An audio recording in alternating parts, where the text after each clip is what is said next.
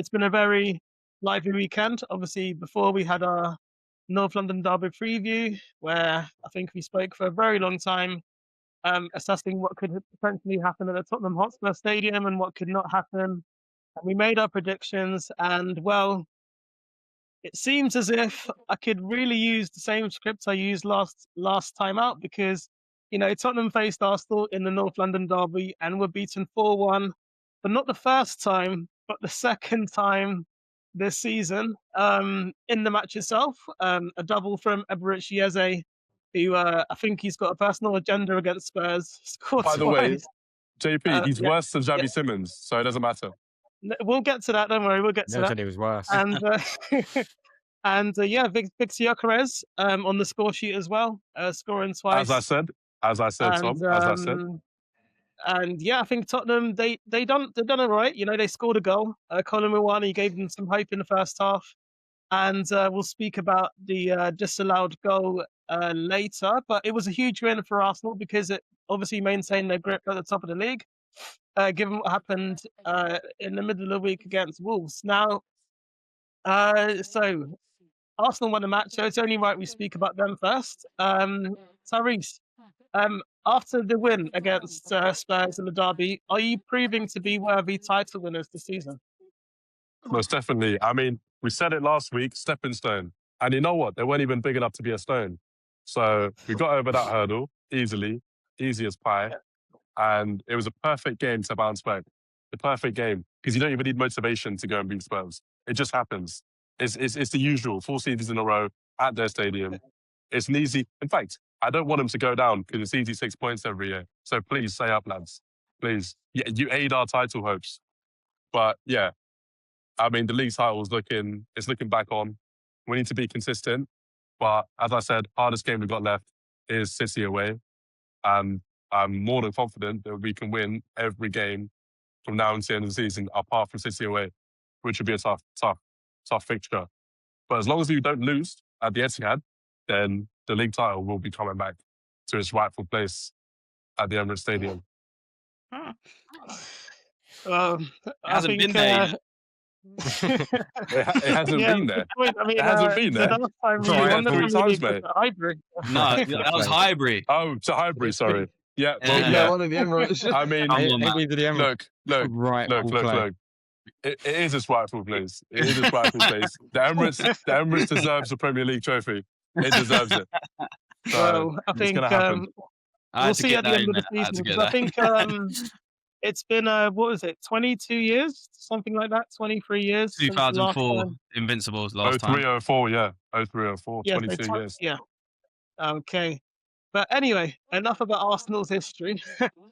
Fred, obviously, I think Arsenal were the favourites going into the match anyway, in the derby.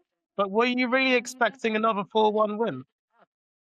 I can't lie. Like I said last week, like they'd be lucky to lose 1-0. You know what I mean? Like that. Honestly, I didn't expect us to draw to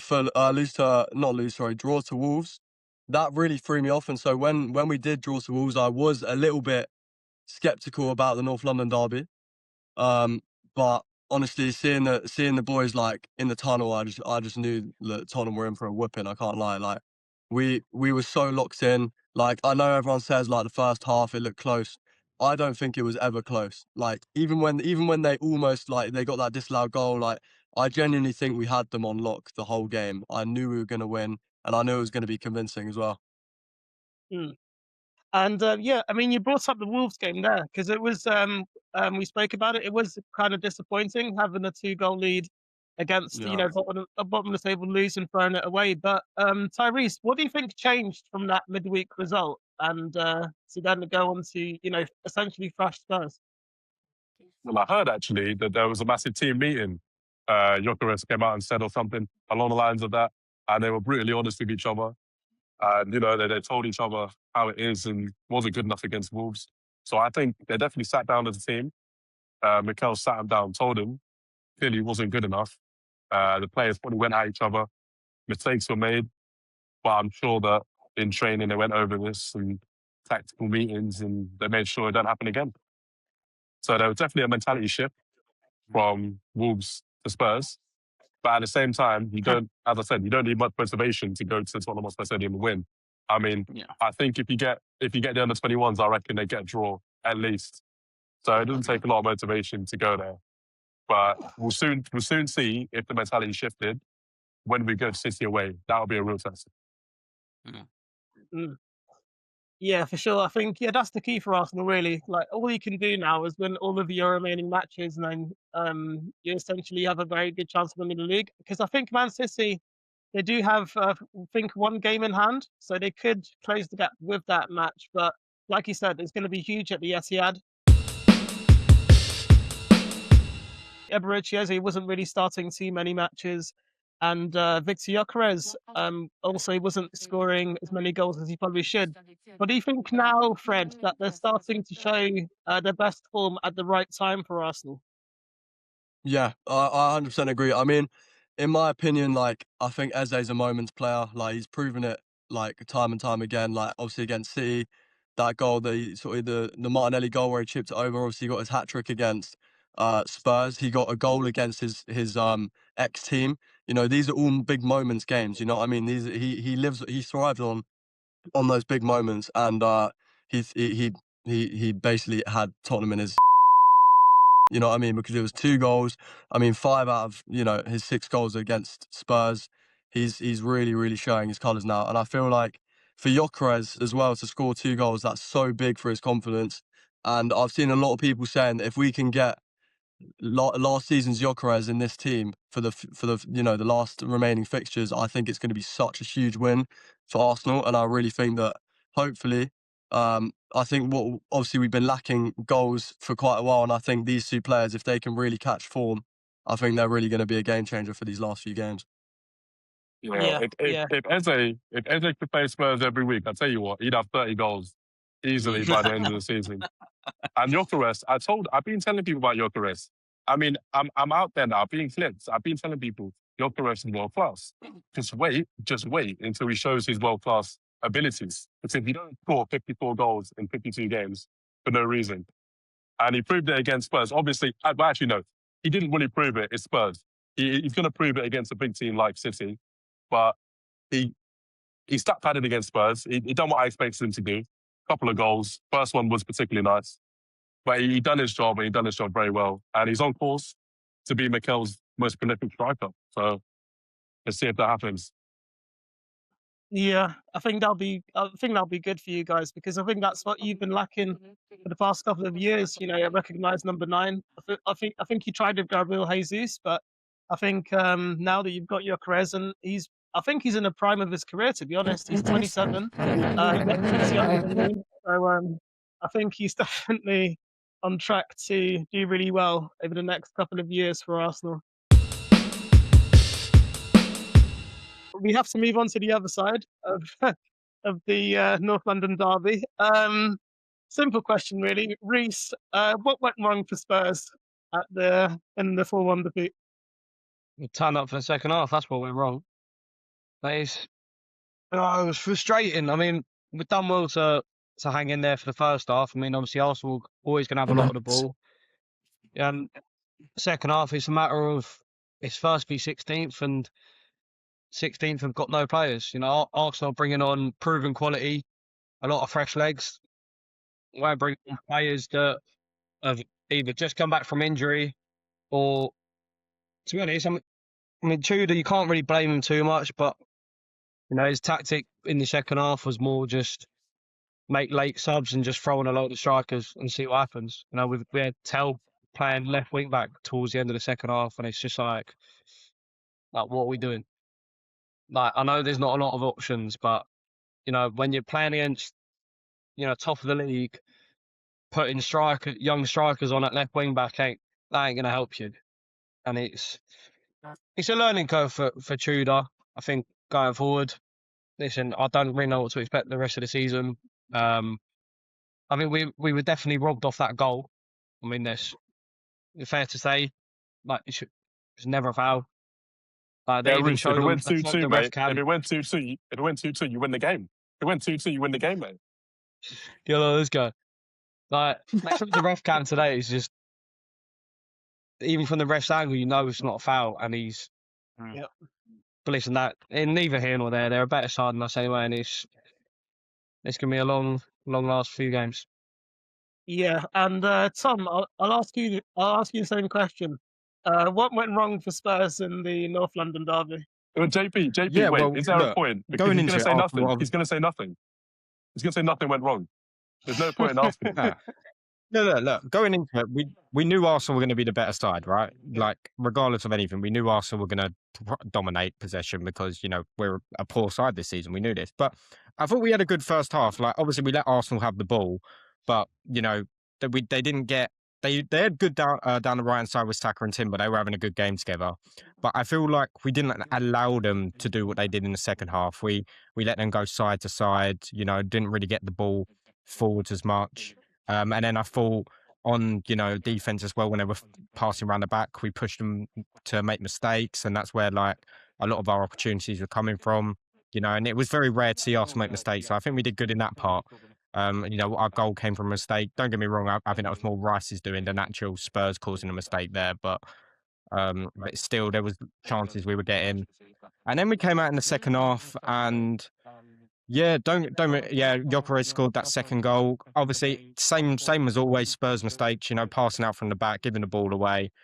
You know, there's multiple times now I've seen a player free on the edge of the box this whole season and they take the shot and score. I think if you look for a match of the day of all Tottenham's games, there's a goal from the edge of the box against us. Pretty sure in the last game, Eze had a shot straight on the edge of the box, free as a bird as well. So, you know, great finish, Gyökeres, not going to knock it.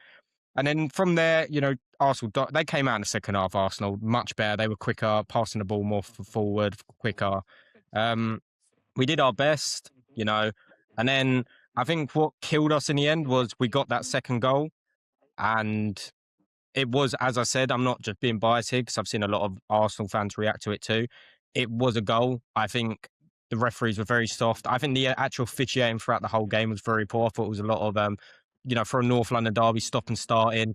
Even I think it was killed from the 5th minute when they decided that their technology, the linesman couldn't, you know, call an offside with his flag and they had to stop the game for about 8-9 minutes. I think that killed the game as a whole for both teams, you know, not just for us, for both teams, kind of killed the atmosphere a little bit. Because, you know, even when the atmosphere starts, it's not just our fans, it's Arsenal fans as well going out. And the whole game just went silent for like 6-7 minutes. So I think the officiating really ruined some of the moments in that game. But at the end of the day, you know, once that second goal wasn't allowed in, Arsenal, you know, saw it as a warning, pushed for the third. And then once it got the third, it killed the atmosphere and killed the fans. You know, Arsenal were a better team. As soon as they went 2 goals ahead, it was going to be a long curve. Obviously, we nearly had that moment where Rayham, you know, came from his depth. And don't get me wrong, he had a great game, right? I really rate him. I do, you know, he's one of the Premier League's best, claiming those crosses, claiming those balls in the air. Which we never see Flappy Bird do our end. But no, Ray had a good game, made that save off the line, which I thought was going to make it 3-2. And then I think if that goes in, don't get me wrong, we might not draw the game, but it's another nervy ending for Arsenal, especially after, you know, what happened against Wolves. You know, you're always going to be nervous in those last minutes when it's only 1 goal in front and you're going to, you know what Arsenal's going to do in those moments? They're just going to go park the bus, you know, try and hold out for those 5-10 minutes, whatever's added on, and try and keep keep the 3-2, but never happened. And then they got the 4th goal, and then it was game over. To be fair, you know, they had a good game. Eze had a good game. Got to give it to him. Both his goals he took well. Thought it was a bit fortunate how he got both goals. You know, considering the first one, you know, again luck's in the game. You know, but you know the first one came from Saka taking on Sarr, the ball bouncing back off him, and then getting the cross, and then the second one also came from, you know, us hitting the back of Paulinho's legs for a tap in. You know, a bit of fortune towards the goals, but he took them both nicely, so I can't fault him. Gyökeres was great too. But as Reece said, it was just the formation, the player, you know, you could see the lack of depth we have as well at the moment, but you could see Tudor hasn't got, you know, he picked that team, but you could still see it was Frank's style, Frank's team. He was just trying to give the players a bit of spirit, but you could just see, he's right in the interview. He says they're good players with bad habits. And you can see that, you know, you can see Simmons, what he does is he does the right thing, which you want to see from a footballer. He picks the ball and he tries to drive forward. But in this team right now, we don't have the wing backs. You know, the whole point of wing backs is they need to be attacking. And when you've got Gray at the right wing back and Spence the left wing back overlapping and they're not doing it, you know, you can't pick up the ball and drive forwards because all he's got is Kolo Muani forwards. Who, to be fair, shining light, had a good game, which we haven't seen for a while. Muani, your best striker since Kane. Yeah, he had a good game. I'm going to give it to him. I'm going to give it to him. But and Tudor, he had his best seasons under Tudor, so hopefully we can get a bit more of a shining light out of him. But yeah, that's where it all went wrong. Simmons going forward, and it's not his fault, but he just wants to get the ball forwards, and there's no one ahead of him. Gets bullied off the ball because he's surrounded by 3-4 players, which Arsenal do so well, press as a team. And then you've just got these players out of positions that you could just see, Tudor in the game telling Van der Ven to push higher and he's not doing it. And I think, that's just from Frank's tactics, where Frank was telling him to be more defensive and Tudor wants more attacking football like we was under Range. Great at right wing back. He can play right back. Right wing back is not his position. I don't think that Gray can play anywhere, mate. I'll be honest. Yeah, I'm not a manager. I think he's poor. He's so poor. The only thing I'd say, I'm not a manager. I don't see these players every day and night, but I can't see why we've brought, our recruitment wasn't great in the January, but we recruited a backup left back for a reason. And I know he's 19 and I know he's in the Brazilian league, but surely there's got to be a point where we go, just chuck him at left wing back. It can't be any worse, and then put Spence at right wing back, put players in their actual positions, We got 2 injuries coming back. Apparently there's some news about Maddison and Porro potentially coming back. Yeah, I heard some Porro news, definitely. Apparently it's two players that were injured are available for Fulham, or could be. I don't think it's Maddison. Who do you want to come back? I would love Porro to come back. Don't get me wrong. Because he hasn't been the best this season, but... No. Okay, the most genuinely probably Maddison, because I feel like we need another attacking threat, another goal scorer. I would love Kulu too, but I think Kulu, with his injury, will just not come back the same player straight away. I think Maddison's more likely to kick on. So him coming back in the squad, maybe playing 2-10, so we've got a bit more attacking threat forwards, give Simmons a bit of help, and I feel like them two would connect quite well. I would love to see, if we're going to play further back, I'd love to see Porro, because as bad as he was in this season, he has that passing ability and crossing ability, which when he's not, when we play these other wing backs like Gray and Spence, for example, we had to play that the whole rest of the season. You're just not getting the ball in the box. At least Porro, he's got, I'm pretty sure in the league, he's got the most crosses in the whole league. So just having that player that has that also set piece ability, and we scored a lot of a lot of our goals come from corners. So having him back would be quite important, I think, at the moment. Just, gives us more attacking opportunity. But Bergvall would be a big one to come back. Bergvall would be a big one, but I still don't think it's Bergvall we need. I think we need our more attacking players back. I don't know where we go from here currently right now. We're going to obviously play this 5 at the back formation under Tudor. Mate, can I just say, Dragusin is horrendous. Yeah, why do you think? Yeah, but he is. So we tried selling him in the summer. To realise it. So we tried. So bad. We want to sell it. We wanted to sell him in the summer, but he wanted to stay for some reason. And then we were going to sell him in January, but we got like Danso injured, and then Romero was suspended. His agent thinks Dragsin's the second coming across. Yeah. I mean, mate, honestly, he reminds me of like Mustafi. I know. You got to remember, to be fair, he is not a good. Look, he's not a good centre back. Mustafi, to be fair. To be fair, I'd actually rather Mustafi than Dragusin. No, yeah, he's not great. Like, if you watch your 2 goals you scored in the second half, both came from Dragusin's mistakes. The second and the third, just giving the ball away. Like, this is what I mean, where people say like Romero might be rash or he might be this, might be that, but the guy is confident and got composure to pass out the back, play those balls through the midfield. If you watch Romero, especially as a Tottenham fan, if you watch Romero, it's why he is our best defender. And you can see people might say Van der Ven is our best defender, but when Romero's not on that pitch and Van der Ven is, Van der Ven's still the best defender there, but you can see a difference of. I think that's maturity. Showed it as well. I think that's maturity. Romero's a leader for them players. Yeah. He would have had them get sent off every 3 games, mate. I know, but you got to remember, he's got so much. Look at our club; he's got so much frustration behind him right now. He last season under Range, when he had a lot more level head. Like, even though we were poor, he had a much more level head because they all loved Ange as a manager. They all, they weren't frustrated at the time. Obviously, they're going to be a bit frustrated, not winning league, but they knew they had the Europa League to them, so they had a bit more composure. And I think last season he only got like 3 yellow cards. This season is like you got a it's a lot of hate complete for the opposite. fouls, Do you but get he what I was mean? It's winning just that it's a frustration moment, and he's getting frustrated. That's why he's pointing out at the owners, you know, that he cares. You can see he cares about the club, because if he didn't care, why would he have a go at the owners? Do you get what I mean? He'd just be like, Yeah. "Oh, I can be on the plane to probably a better team next season. I don't need to put anything in social media. I'll just leave." It reminds me a lot of when we first signed him, that first year and a half. He was Yeah, getting all these yellows and reds, and it was literally because he was doing it all on his own. So he Yeah. was flattening challenges because he knew. I mean, if he it had gets Davinson past, Sanchez if it and gets Dyer past next to me, him. So. he's got Sanchez and Dyer behind him, and it's just useless. And he knew that they weren't ever going to go for it, and he was just inviting too much pressure, and that's why we struggle. So he's always got the right mindset. It's just, I mean, the reason he's got that stigma around him is because of how it went at the start when he had that poor quality around him. Then he got some better players around him, and he calmed down. And now obviously everyone's decided to get injured again over the last few years, and he loses that level head because he has to do it all again. And I mean, he's definitely been lied to as well, so he is just frustrated. This is a player that was made captain, was clearly promised all these things, because as soon as Ange went, I thought Romero was gone in the summer. Same. And I thought Van der Ven could have a chance to go, especially when Liverpool were interested, because he really liked that. Now, I think now they'll probably both go. I could probably name who we'll lose, right? So let's be real. We'll probably buy a new goalkeeper. I don't think we'll keep Vicario either way. Even if we got relegated to the Championship, I generally don't believe, we would be in that Championship for long. We're probably, because even though we might lose players, and we probably will lose good players, we've still got the training facilities, the stadium. Do you get what I mean? We've still got those sort of things that will bring us way more money than, even our owner would be richer than most of the clubs in the Championship. So we're still be attractive enough. We'll probably buy like the best Championship players. Do you get what I mean? Or some of the underlying Premier League players. It's just is. But if I was going to name it, we'll probably keep.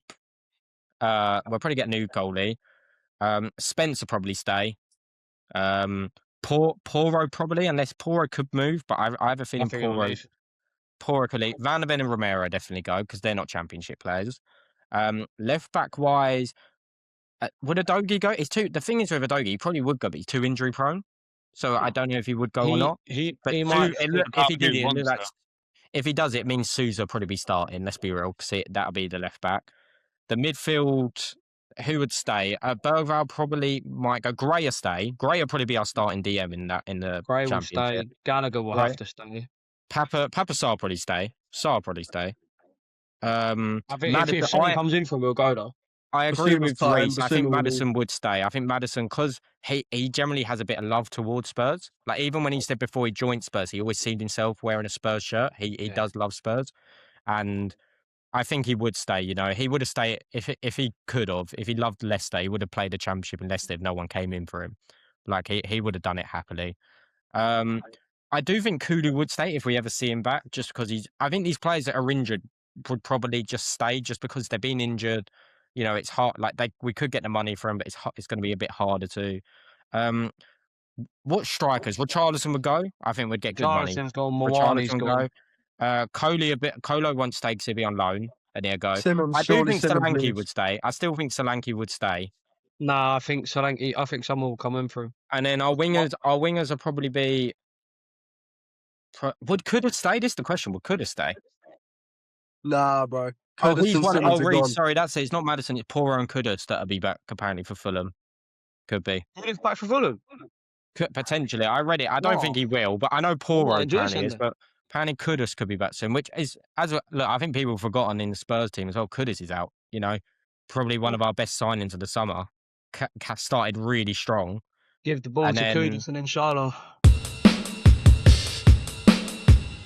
It's not a manager thing. It's not a player thing. Nothing will change until this ownership changes. Because people Levy we all used to blame Levy, right? Because Levy's the front cover. That's what he was. He's the front cover of the magazine, right? He's not, you get that front cover of the magazine. It's not the person that makes the magazine. It's the person, that gets the media, gets the thing. That's what Levy was. He was the front cover of the magazine. So, he had control over Spurs, but not a lot. But he had the control into what, transfers, etc., which he was good at as a businessman. He was good, but he took all the heat. As soon as he's left, you can now see it's now really shown who the real ownership is and how poor they actually are. And apparently the only reason they're not sold isn't because of Joe Lewis. It's because their son and daughter who have currently, I think the son's good in business, but he does like a fashion side of it, I think. Like 'cause Joe Lewis owns more than one thing. But the son and daughter apparently diehard Spurs fans, and that's why they don't want to sell the club. And all I think is you can be diehard Spurs fans and not have to own the club. You know, you can go sit in the premium seat still in the stadium. There's no way they're diehard Spurs fans if they're actually. This is what I mean. Apparently, they're diehard Spurs fans, but yet if you're a they won't. diehard Spurs fan, you're doing something to get us out of this. I know, but they don't do things. I don't even know if Joe Lewis knows much of what he's doing anymore. Apparently, he's 90 years old. I know he's probably not ill or anything, but do you get what I mean? When you get to that age, it's surely that other people, you're just kind of sitting there, relaxing, retirement. You know, the son and daughter below them are just doing the work, and they're doing a terrible work. So, as I said, nothing will change until new owners come in.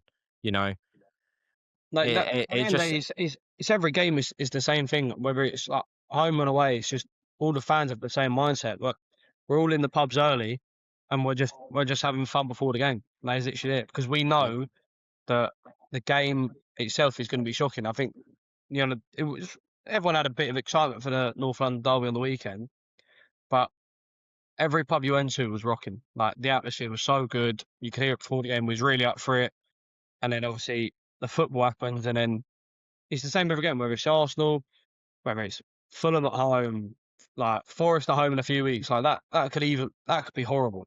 Like that's going to be, if we lose that, I think all the fans know we're in like the deepest of trouble.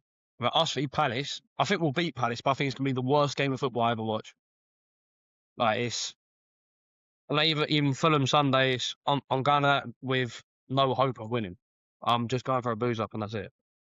I just wanted to say, yeah, that like I remember when Arsenal were like struggling when we finished 8th 2 seasons in a row and we started blaming our ownership.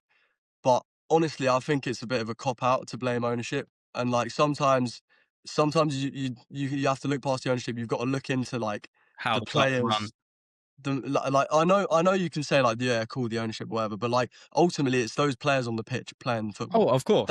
Of course, you know what I mean. And it's like I feel like so many, like especially for me when Arsenal were doing like horrendous, I was looking past the players and I was going, oh, this owner, that owner, money, whatever. It's the players, bro. It's the players. Yeah, no, it is. But this is the only difference, right? You recruited very well. You've recruited big players, right? Every time you've pushed better and better, you've recruited bigger and bigger players, right?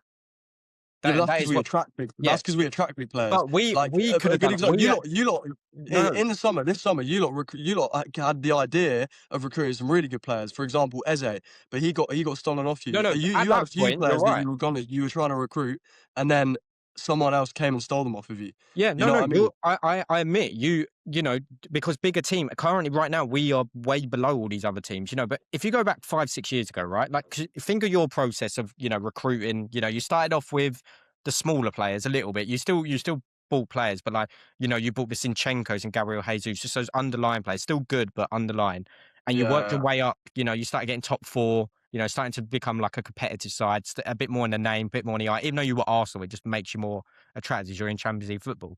Then you went for it. Then you bought your Rice. Then you bought your Salibas. You know, then you spent the big money on these certain players. Saliba was cheap as chips, man. I know. It's good recruitment from you, but you still, you get what I mean. You bought your Gyökeres now. You've bought, you know, you bought these big players, right? When we were at that stage, you know, not, you know, about let's just say 10 years ago, right? Or it was like 15, 16 onwards. We built this team, right? It wasn't even recruiting. It was just good recruitment. It wasn't actually, we didn't spend a lot of money. We pushed, you know, we were pushing top 4 consecutively. We were nearly winning the league, right? We had probably one of the best records at home at one point. We're in a really good position. We got to that Champions League final with Poch, right?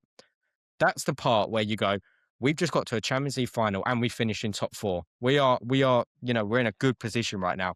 Go and recruit. Go and spend the big money. We apparently had 400 million to spend, right? Because we had, you know, we were way past, you know, FFP, you know, whatever it's called. We were way past that. We had the money to spend. We already had Kane, Son. You know, we needed to bring some players in, and I think all we bought in that window was Ndombele. That was our money signing, and That was it. And the reason, and we were linked to so many, I don't know if you remember, Reece, but we were linked to so many big people, right? It's What, and you think? Everyone Do you think that was due to the ownership, or do you Tom. think that was due to like? No, it was Because I remember Liverpool. There was one season where they did really, really well, and then the season after that, you think these lot are going to go spend big, but they didn't actually spend that much money. It was the year I don't we know if won you the know about Champions this League. though. I don't know if you know about this. The year we won the Champions League, and Yeah. then we won the league the year after But that. I don't know. This is where Tottenham differs though, and Reece knows this, and JP knows this. I don't know if you two have been in the call and I've said this. Historically, throughout all of Spurs' time, they will never spend, and this is why we can't actually get the big players. It's not about the actual transfer budget of these players. This is the big reason why. We've never gone over 200 grand on wages on players. Never in our existence, and we won't do it. I'm not saying we have to be United and put 700 grand, 600 grand on like a week. Yeah, on, you've got to like, be flexible there. but like do 300 grand, 400 grand, you know, just to keep maybe some world-class players, you know. And this is why like the likes of Romero would leave, because we wouldn't go over 200 grand, you know. So we were lucky to keep Son, to be honest. Son could have gone years ago, you know. Kane probably would have gone years ago. I think they would have, but it's like with Levy, like he wouldn't let people. He was go. strict. I think Son loved us still. The Kane one was a bit different. He tried to hold Kane hostage, didn't he? Because I think he did hold Kane hostage, to be fair. But but the Son one, I don't think ever, because Bayern came in for a 70 mil bid, and Son actually turned him down himself personally, because he wanted to play at Spurs, which, you know, fair enough to him, brave, and he got the trophy in the end. He turned down Barcelona for a free. Yeah, he turned out Barcelona free because he wanted to play for Spurs, which was fair enough to him. You know, that's why he's a legend of the club, and he got the trophy to earn it. But this is what I mean by ownership, though. The wage structure is just the way it's going to go, and it's going to be that way until we get new owners. And that sadly is it. That is Spurs for you. That's the best way I can describe it in detail, that I think people miss out.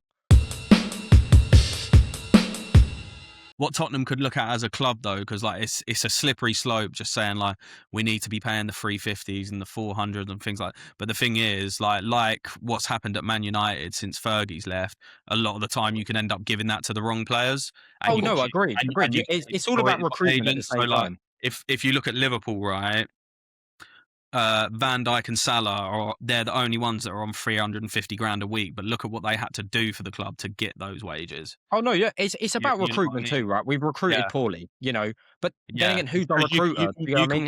Is he inside? If your recruitment's good, you can bring in a world-class player for 100 or 150k, and then he can earn the big bucks once he's in. And then there's also the other thing. So it's like Luis Diaz at us, he was on 54 grand a week. So it's like, but what Liverpool do in regard, because like people think in general, it's like we'll only buy a player if we can pay them low wages. What we actually do is incentivize performance. So whereas on the base level, it looks like we're giving them a low wage, goals, assists, clean sheets are heavily incentivized. So while they're earning obviously that lower wage, they're incentivized on the pitch to perform to get a proper wage. So like that's maybe a model you should start looking at before. I feel like we're on The Apprentice, not a football talk show, bro. But this is what football involves now, though. It is. Yeah, I know. Well, yeah, maybe for teams like Spurs, but for Arsenal, as you said, Arsenal went through it in a patch. Yeah, but you got to remember, Arsenal, you weren't in our shoes that badly, but you went through a patch where you were struggling for a few seasons, you know, and then it took to rebuild. It took to get some youngsters in like Saka and Martinelli and just start. But a lot of that stems from like having a really like engaging manager, someone that's really convincing, and someone that actually goes to the ownership and goes like, listen, like you need to trust me. How weird is it that the last 4 managers that have left Spurs, besides like Frank right now, and he probably will talk about, the last 4 managers that left Spurs have all said the same thing about the ownership. Mourinho said it. Conte literally called out just before he got sacked. Ange just had a whole thing saying that why Spurs are where they are, and it's literally my words. He said the ownership. He literally spoke about openly the ownership of Spurs, and they say they want to be this ambitious and they want to be this to dare is to do, but they don't actually do it. You know, he said the way they recruited under him. You know, I said, as you said just now with the managers, you gave a manager a chance, right? We might have finished 17th last season, but Ange was the first manager to bring us a trophy, right? The first manager. You might as well keep him. Give it a shot. You know, he's brought something into that club. The players love him. You know, you could see how much he loved him after he got sacked and all the responses you got. Start rebuilding under him. Give him a chance to buy players. Pochettino got sacked and he was angry because he was never backed. Actually, funnily enough, after that Champions League final, he went to the owners and said, buy players this summer. This is who I want, blah, blah, blah, blah, blah. They didn't do it. And he actually got really annoyed. I think that's why he got sacked as well, because the performances dropped, but I think his head had lost as well, because he was like, what's the point in doing this and taking his team this far if you're not going to back me? Jose Mourinho was sacked before a final because Spurs didn't want to pay the money. If he won the final, they would have had to pay a lot of money, apparently, to Jose Mourinho, like 20 million for winning a trophy, which was just ridiculous. But that's why Ryan Mason was in charge. That is why. So there's our owners. Conte also literally called out the owners in about 3 press conferences, did it badly on the one he got sacked. And then Ange, who's just done that interview thing, actually quite respectfully, didn't do anything like horrible, but just basically told the truth in a nicer way than Conte, basically. Yeah, and I saw that clip you're talking about, Tom. Like, because what he referenced as well, the players he went to the owners and asked for. I can't remember exactly who they were. One of them was Ange, right? One of them was Gahey, yeah.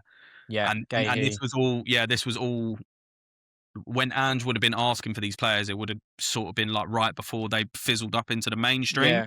So he said they bought youngsters, didn't they? They bought they were good players. He said they bought good players, but they want to push for something. You're saying you want to inspire to be top 4. You're saying you want to win these trophies. And then he said, and I went to him and I said, I want to buy Gahey and I want to buy, it was some there was some like good, it was like some good winners or something. It was someone, it was Mbeumo.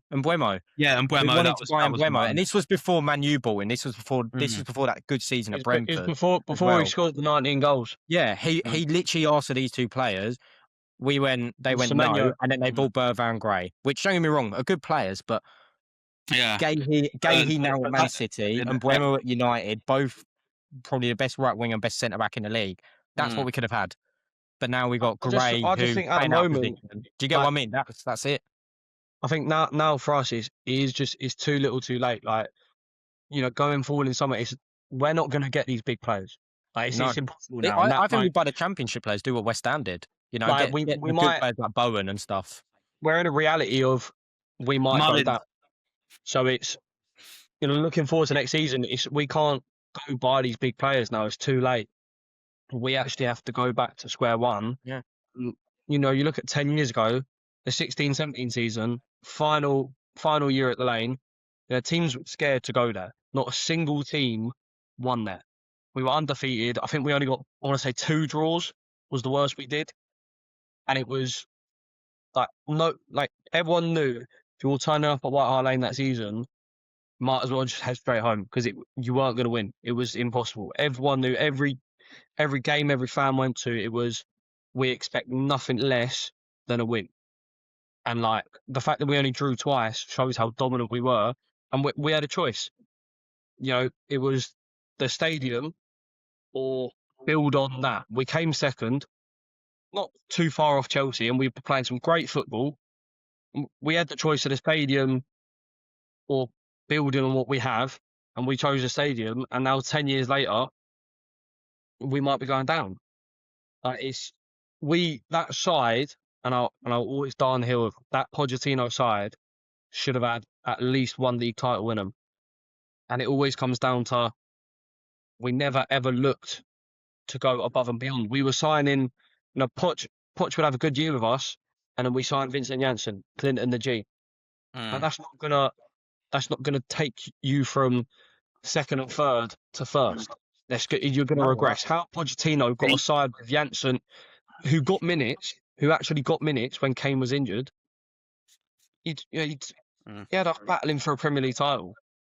And it was never a matter of, go get this. I mean, there was always the rumour of, are we going to get Bale back? It was like, realistically, was we going to? No. But it was that idea of we needed players, not of that level, because he was levels above everyone, but we needed world-class players. We had Kane. Yeah, Ali was in the form of his life. Eriksen was top. We had the defence. Everything was sorted. We just needed some extra proper strength. You know, even going into the 18-19 season, after coming third, a solid season, Champions League and all that, we signed no one. You know, we get through the group stage somehow, and then we sell Moussa Dembele. And then by miracle, we get to a Champions League final. And it's like, how are we expecting to win a Champions League final where we didn't have any strength? You know, we've got Harry Winks in the ranks. That is literally it. Like, Well, we had an old Winks was Danny starting Rose. that final. It was just like, that's not what we needed. We needed big game players. And it was, and after that, it's Ndombele, who looked good at the time, but He had some good that close moments. to Dybala and Coutinho, and it's just like, we went from nearly signing them players to, oh no, we're not going to pay his wage. That's right. Oh yeah, that's a good one. We didn't get we didn't want Dybala to pay because we part of wouldn't have paid away. Coutinho's loan, or we didn't want to pay the extra money for Dybala. It's just like, yes, okay, Kane probably wouldn't have been happy that on paper he wasn't the highest paid player, but at the same time, we've brought in a world-class player who is going to help us. Kane had the goal bonuses. You know, Levy did have a bonus structure with a lot of the top players, and it's always frustrating that you look back on how good we was, and now we're in a situation of it's polar opposite. If it's not this season, next season we could go down. Me and my dad were actually going over, and we actually had the liberty of, who does Spurs sign in summer? Say we just stay up, like we do stay up, or even go down, either.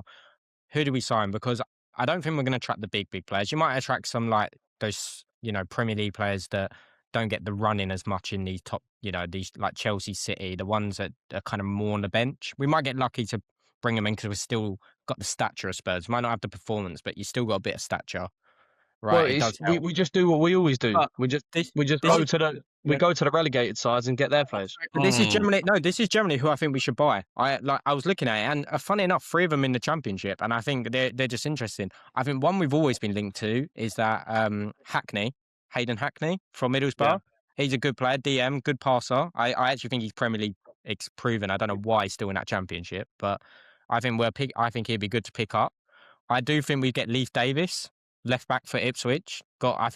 When the season got promoted, he got nearly 20 assists, and he was good in the Prem when he came up. He was getting assists, getting goals, just in the wrong team, obviously, at Ipswich. But I think we should pick him up. These are generally players that I think we should pick up. And then the last one kind of depends on whether we get relegated or not. Is that Harwood Belez, the centre-back, just because he is a ball-playing centre-back, English centre-back that is decent. But this is where I think we have to go to now. But I do think some of these players are still better than what we have. Like Leif Davis would, I think, probably make our team better. Harwood Belez would be much better backup than Drakusin, you know, or even just if we go down as well, there's a lot of them youngsters are going to be looking at it going, well, if this player's leaving, I'm stepping up now. Like we might have Spurs have been gassing up all our youngsters for ages. We've gassed up all our youngsters for ages. Well, now is the time we're going to have to use them. Well, next year, I'll tell you what, Mikey Moore, for example. There's 2 on loan right now that we're going to have to start next season. I think they have to be starters too, because unless we buy a left winger, Mikey Moore's got to be starting. He's starting to get the game time at Rangers, and he's showing how good he is out there. I know it's a Scottish league, but he's really, like, they're loving him out there now. He didn't have a great start, but that's because, you know, he's young, still wasn't getting the game time.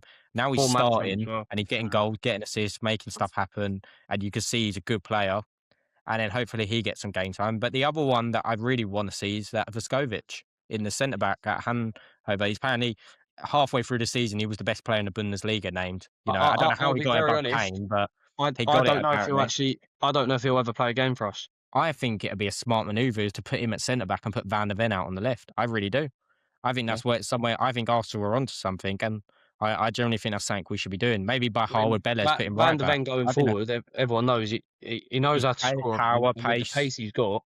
He can shoot, he can pass. You know, when he actually played left back for us, I think last season he played 1 game at left back because of just the injury problem, had no left back, and he got an assist. He bombed down the line, hit it through, got an assist. You lot need to stop moaning, bruv. But no, mate, this is where our heads are at, though. You guys are in the therapy session, mate. We've all been in our Spurs fans have been in your position as Arsenal fans right now. It's beautiful. You don't even think about things. Winning, mate. Hold on, we ain't ever been in their position. We're way worse. We're not in that No, position. a decade ago. We were in we the were top never as four bad for as where ages. you lot are now, but We we've got had dark multiple times, though. finals. We We have got had a dark champ. times. Reece, I think you're forgetting. For a whole decade, we were in the top four. We nearly won the league twice, I believe. We got to about 4 or 5 finals, including a Champions League final for the first time in history. We had a good run for a decade. We were in good shoes, right? Yeah, and but then it's not it like dropped off after Poch left, and then Arsenal have come through the ranks. Now they're in their position right now. nah, they've got it a lot better. They do, yeah. They have a bit better because, yeah, they just do. They've recruited well. We're just You know, prime, it's mate. just. I mean, technically, they haven't won a trophy. I mean, they still can do, and they probably should this season. If they don't, then sadly, if they don't, they've done no better than that Spurs team 10 years ago. Because it's true, that Spurs team were that good, and they should have won a trophy and never did.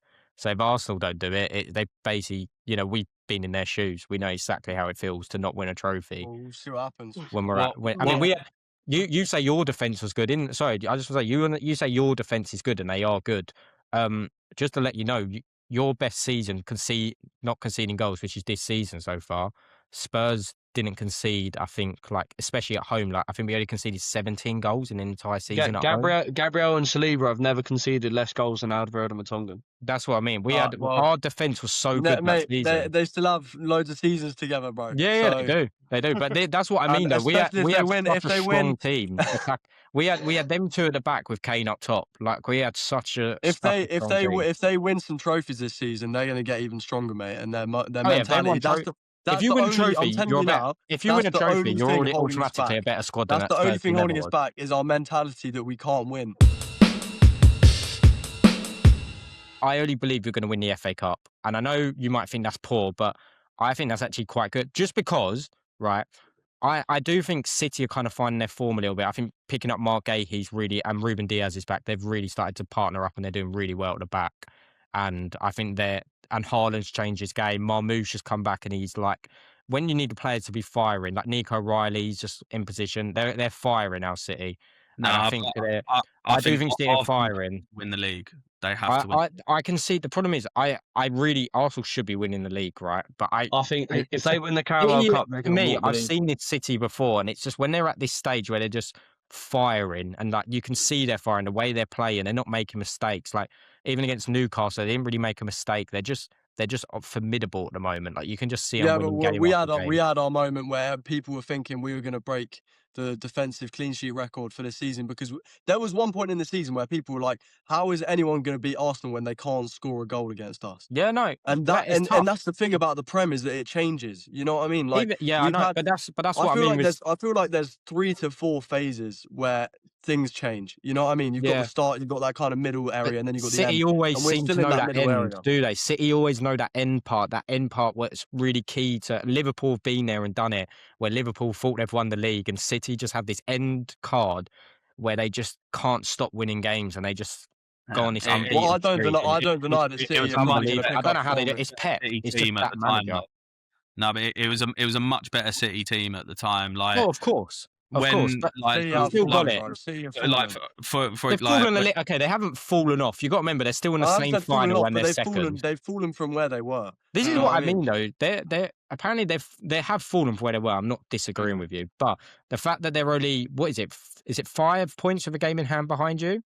Yeah. So they're only 5 points off you with a game in hand, and they're in the same final as you. To be kind of falling off from exactly where they are, and still in basically a very similar position to it, just shows how. And people said they've had a bad season. Yeah, but there's been moments where I've watched their City ability. this season. There's been moments where I've watched City this season and they genuinely look flimsy. Oh yeah, I agree. I agree. They look like they can get broken down. They look like they struggle like against like games that you shouldn't struggle in. Well, you can. That Spurs game though, they haven't been. They've been different. They've been the City that we know. Before it was very few teams that could actually go at City. Like Spurs was one of them with Kane and Son, and like ourselves. Other than that, no one. Like when they won the league, they won it at 98 points. We had 97. We won our last 16 games, and they won their last 17 games. Like they're not going to do that.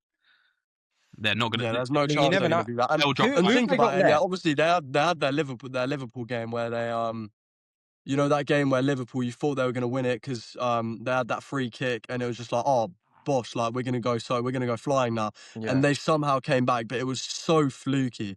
And I genuinely think the only thing that's getting City this league is luck, and obviously us being poor. But like, I genuinely think it's down to luck for them this season. I think that's genuinely what's going to carry them. No, over the line if they do I win said it. No, The only really at this. I think that where they've got the advantage on Arsenal is like City always look like they could score a goal, whereas Arsenal in certain games look like they can't. The find Haaland, one, bro. Well, at the end of the day, you're a especially if they're not getting corners. You know what you said? It's just City getting I'm lucky. not throwing shade. Like seriously, I'm not throwing shade, but like if Arsenal are not having an off day in open play and the team aren't giving away a lot of corners, they don't look like scoring a goal, whereas City can score a goal from anywhere. Yeah. Yeah, At the you end of think also, that, but like, City you'd are be in this position surprised. all the time. Yeah. Like we're saying that like City can't win like 15 games in a row, but City have won their last 3. If they just win every game now, which City could, like, Who have they got? Who have they actually got? Who have they running? I think they've got Chelsea away. I They think got us at home. outside of the Etihad game, I think Arsenal will drop more points, and I think City will as well. Well- I do think it boils down to the Etihad game, but I don't think we're going to see like a relentless. You're gonna. I think Arsenal the are their own worst enemy. Carabao Cup's gonna be a big tell.